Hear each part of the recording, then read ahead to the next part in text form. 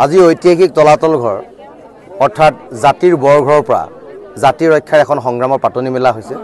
যিখন সংগ্ৰামৰ জৰিয়তে অসমত বসবাস কৰা প্ৰতিটো জাতি জনগোষ্ঠীৰ সমবিকাশ আৰু সমন্বয়নৰ বাৰ্তা আমি দিব বিচাৰিছোঁ অসমৰ ৬টা জনগোষ্ঠীক জনজাতিকৰণৰ মাধ্যমেৰে অনাগত ভৱিষ্যতত উঠি অহা নৱপ্ৰজন্মৰ প্ৰতিজন প্ৰতিনিধি যাতে অসমত সুৰক্ষিত হৈ থাকিব পাৰে প্ৰতিটো জাতি বৰ্ণ ধৰ্মৰ মানুহ যাতে ইয়াত সুৰক্ষিত হৈ থাকিব পাৰে অসমৰ সম্পদ অসমৰ ভূমি অসমৰ বায়'ডাইভাৰ্চিটিৰ ওপৰত যাতে থলগিৰি খিলঞ্জীয়া ৰাইজৰ দপদপনি চলে তাৰ কাৰণে ৬টা জনগোষ্ঠীক জনজাতিকৰণৰ স্বায়ত্ব শাসনৰ দাবীৰে ঐতিহাসিক তলাতল ঘৰত আমি গণসমাৱেশৰ আয়োজন কৰিছোঁ আৰু ইয়াৰ পৰা এটা মিছিল বাহিৰ কৰা হ'ব আৰু আমি দলমুখ চাৰিলৈকে সেই মিছিল আমি লৈ যাম আৰু চৰকাৰক এটা স্পষ্ট বাৰ্তা যদি ২৬ৰ নিৰ্বাচনৰ আগত অসমৰ ৬টা জনগোষ্ঠীয়ে যদি জনজাতিকৰণৰ মাধ্যমেৰে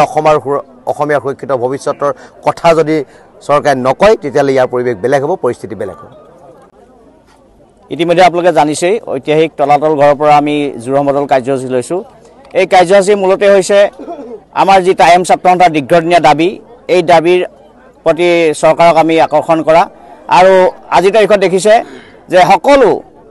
জাতি জনগোষ্ঠীৰ অসমত বসবাস কৰি থকা জাতি জনগোষ্ঠীৰ কি অৱস্থা হৈছে গতিকে অসমখন সুৰক্ষিতৰ কাৰণে আমি ৬ জনগোষ্ঠীয় জনজাতিকৰণ বিচাৰিছোঁ আৰু এই জনজাতিকৰণৰ মাধ্যমেৰে অসম সুৰক্ষিত হ'ব বুলি আমি ভাবিছোঁ গতিকে আগন্তুক ২৬ৰ নিৰ্বাচনৰ আগত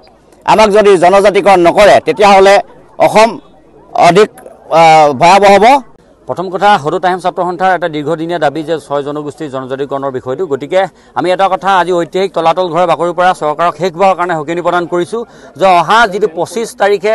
চৰকাৰে অসম চৰকাৰে ৰাজ্য চৰকাৰ যিটো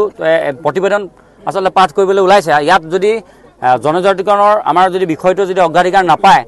নিশ্চয়কৈ ইয়াৰ পৰৱৰ্তী পৰ্যায়ত কিন্তু অসমৰ ৬ জনগোষ্ঠীৰ ৰাইজে কিন্তু অসমৰ আকাশ বতাহ কিন্তু কবাবলৈ কিন্তু কোনো কাৰণতে কুণ্ঠাবোধ নকৰিব সেই কথাটো আমি অসমৰ মাননীয় মুখ্যমন্ত্ৰী মহোদয়ক আমি ইয়াৰ পৰা সকিনি প্ৰদান কৰিছোঁ আৰু এটা কথা আমি তেওঁলোকক স্পষ্ট ভাষাৰে কৈছোঁ যে প্ৰতিবাৰে নিৰ্বাচনৰ প্ৰাক্ষণত আচলতে তেওঁলোকে ভোটৰ ৰাজনীতিৰ নামত আচলতে এই জনজাতিকৰণৰ বিষয়টো যাতে সাঙুৰি নলয় তাৰ কাৰণে তেওঁলোকক আমি অনুৰোধ জনাইছোঁ আৰু যিকোনো খবৰৰ বাবে যোগাযোগ কৰক 7099017330 লগতে 7099017110 নম্বৰত